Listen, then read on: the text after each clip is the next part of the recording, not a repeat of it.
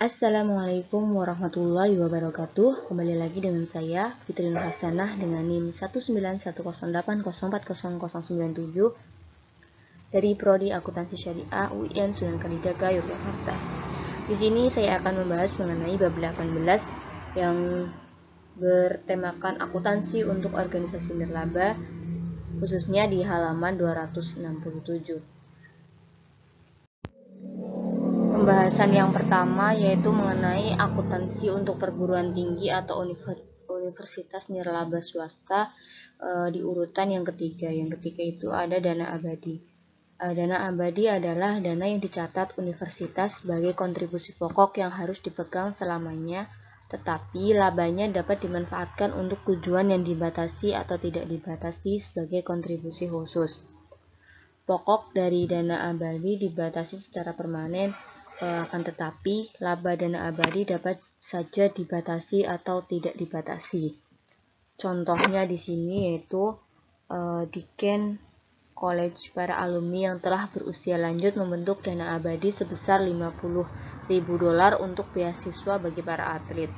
Selama tahun tersebut, laba investasi atas dana abadi adalah sebesar $4.000 dan beasiswa untuk para atlet Channel College ini berjumlah $2.500. Berdasarkan transaksi tadi mengenai transaksi dana abadi, jurnalnya yaitu yang pertama untuk mencatat penerimaan dana abadi yaitu jurnalnya kas di debit sebesar $50.000 dan kreditnya pendapatan yang dibatasi secara permanen kontribusi dana abadi sebesar $50.000. Untuk jurnal yang kedua yaitu untuk mencatat laba dana abadi di debit kas sebesar $4.000 dan dikredit pendapatan yang dibatasi secara temporer laba dana abadi sebesar $4.000. Untuk yang ketiga yaitu jurnal untuk mencatat pembayaran beasiswa, yaitu di debit ada beban tidak dibatasi bantuan bagi mahasiswa sebesar $2.500 dan kreditnya kas sebesar $2.500.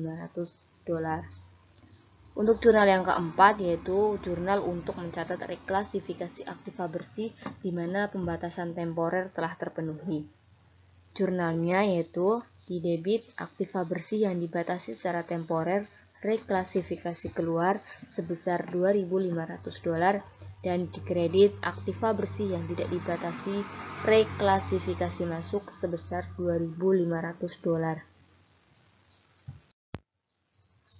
Untuk yang selanjutnya yaitu mengenai penjualan dan jasa usaha sampingan.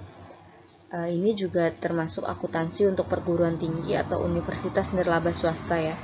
Nah, di sini pendapatan dari usaha dan jasa sampingan itu meliputi jumlah yang diperoleh ketika memberikan fasilitas dan jasa kepada fakultas, staf, dan mahasiswa. Termasuk juga jumlah yang dibebankan untuk penggunaan aula, penyediaan makanan, lalu ada pertandingan atletik antar kampus dan organisasi kampus, serta penjualan dan penerimaan dari toko kampus, pangkas rambut, studio film, dan sebagainya. Semua itu termasuk ke dalam penjualan dan jasa usaha sampingan perguruan tinggi atau universitas nirlaba swasta. Nah, untuk universitas ini mengklasifikasikan sebagai pendapatan dan beban yang berkaitan langsung dengan operasi usaha sampingan itu sebagai sampingan dan melaporkannya sebagai tindakan yang tidak dibatasi. Contohnya di sini dapat dilihat yaitu ruang makan di Channel College memiliki penjualan sebesar $60.800 dan membeli perlengkapan senilai $30.000 selama di bulan Mei.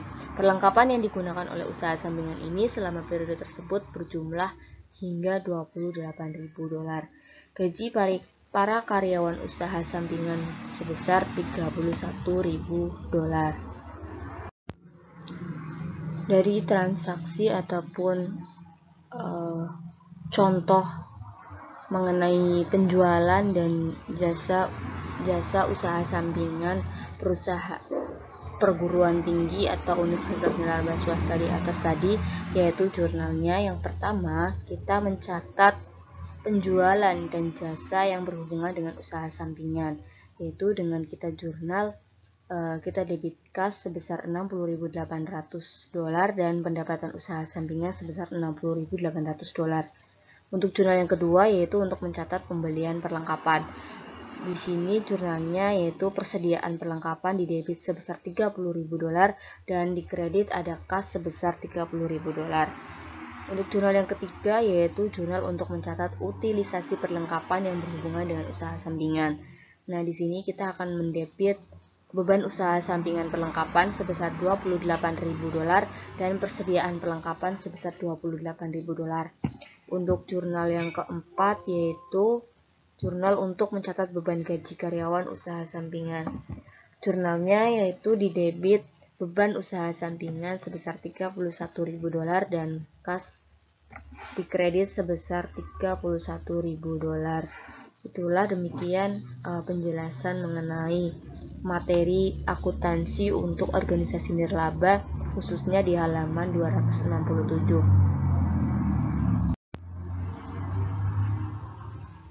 Sekian presentasi dari saya, kurang lebihnya mohon maaf. Apabila banyak kesalahan, saya mohon maaf. Wassalamualaikum warahmatullahi wabarakatuh.